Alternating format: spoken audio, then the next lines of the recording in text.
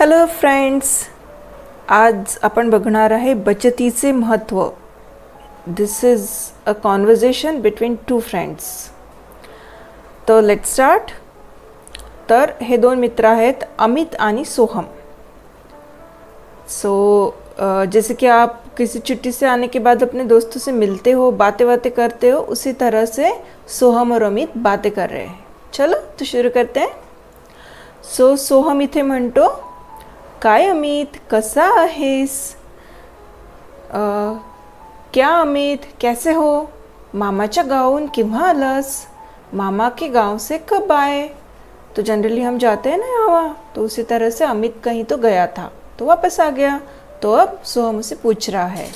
अमित जो कि बहुत खुश है बोलता है, अरे मी मस्त आहे, कालच आलो. मैं मस्त हूँ, कल ही आया हूँ. सोहम बोलता है, कशी झाली दिवाळी?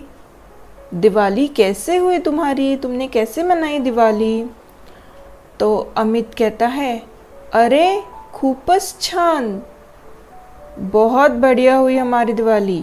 आम्ही सर्व भावंडांनी खूप मजा केली. भावंड मतलब कौन? जनरली भाई बहन, या फिर अब आपके कज़िन भी उसमें हो सकते हैं, या फिर अब आप अपने मामा के किसी के भी घर जाते हो तो जो आसपास के बच्चे होते हैं वो सब मिलके दिवाली में बहुत एंजॉय करते हैं. छुट्टियां होती और क्या क्या नहीं. तो वो अमित कह रहा है, आम्ही सर्व भावंडांनी खूप मजा केली, हम सब ने मिलके बहुत एंजॉय किया. फटाके वाजविले मतलब क्या? उन्होंने फटाके फोड़े. मिठाई फराळावर ताव मारला. मिठाई तो आपको पता ही है, मीठी मीठी चीज़ें. फराळ म्हणजे फरियाल, जो आपकी मम्मी बनाती है, चिवड़ा, चकली, और दिवाली में कितनी सारी चीज़ें बनती है. तो वो सब अमित और उसके भाई बहनों ने बहुत एंजॉय किया. ताव मारला म्हणजे काय? एकदम हमने मज़े कर कर के खाया, तो उसे मराठी में कहते हैं ताव मारला. आजोबांनी आम्हा सर्व नातवंडांना नवीन कपड़े घेतले. आजोबा मीन्स नानाजी. अब हिंदी में हम मम्मी के पापा को नाना जी कहते हैं, पापा के पापा को दादाजी कहते हैं. मराठी में आजोबा ये कॉमन टर्मिनोलॉजी, जैसे कि ग्रैंडफादर होता है. ओके, तो आजोबा यहाँ पे अब मामा बोला है तो नाना जी हम बोलेंगे. आम्हा सर्व नातवंडांना, नातवंड मीन्स ग्रैंड चिल्ड्रेन. अब अमित था, उसके और भी भाई बहन थे, तो सारे जो उनके ग्रैंड चिल्ड्रेन थे उनके लिए उन्होंने क्या किया? नए कपड़े लिए. हम सब लेते हैं ना दिवाली पे, उसी तरह से. मामा ने सगळ्यांना पैसे दिले. तो जो अमित के मामा थे उन्होंने सबको पैसे दिए. जे आवडेल ते खेळणे घ्या, खाऊ घ्या म्हणाले. तो मामा ने क्या कहा अमित से और उसके भाइयों से कि जो तुमको पसंद आए वो खिलौना ले लो, या फिर खाने पीने की चीज़ें, अगर तुमको कुछ जूस लेना है, कुछ टिपिकल मिठाइयाँ लेना है, वो सब तुम ले सकते हो इन पैसों से. फिर अब सोहम उससे क्वेश्चन कर रहा है, मग काय करणार त्या पैशाचे तू? तो अब मामा ने पैसे दिए, तो अब अमित क्या करेगा उन पैसों का? ऐसा सवाल सोहम पूछ रहा है. अमित, माझे बाबा ही मला दर महिन्याला काही पैसे देत असतात. तो कहता है, अरे माझे बाबा ही मला दर महिन्याला काही पैसे देत असतात. मेरे पापा भी मुझे हर महीने कुछ ना कुछ पैसे देते हैं. तेव्हा मी मला आवडेल ती खेळणी, खाऊ आई बाबांसोबत आणत असतो. तो अमित क्या करता है? उसके पेरेंट्स के साथ जाता है और जो उसको पसंद आए वो खेळणी, खाऊ वो मम्मी पापा के साथ जाके लेके आता है. हे पैसे मी आई बाबांना देईन आणि त्यांच्यासोबत जाऊन खाऊ आणि खेळणी घेऊन येईन. तो अमित कह रहा है कि ये पैसे मैं मेरे मम्मी पापा को दे दूँगा और उनके साथ में जाके जो भी मुझे खाने की चीज़ें लेनी है या टॉयज़ लेना है वो मैं लेके आ जाऊँगा. आपण मिळून खाऊ खाऊया आणि मिळून खेळणी खेळू. तो अमित अच्छा बच्चा है, वो शेयरिंग भी करता है अपने दोस्तों के साथ में. तो बोल रहा है कि जो भी मैं लाऊंगा खाने पीने की चीज़ें वो सब हम मिलके खाएंगे, और अगर टॉयज़ लाया तो वो सब हम साथ में खेलेंगे. तो सोहम उससे अब अगला क्वेश्चन कर रहा है, तू ते पैसे साठवून ठेवत नाहीस का? तो सोहम उससे पूछ रहा है, अब जो पैसे तुमको मामा ने दिए वो तुम ऐसे संभाल के नहीं रखते हो, जमा करके नहीं रखते हो? तो अमित कह रहा है, अरे आई बाबा मला हे नेहमीच सांगत असतात.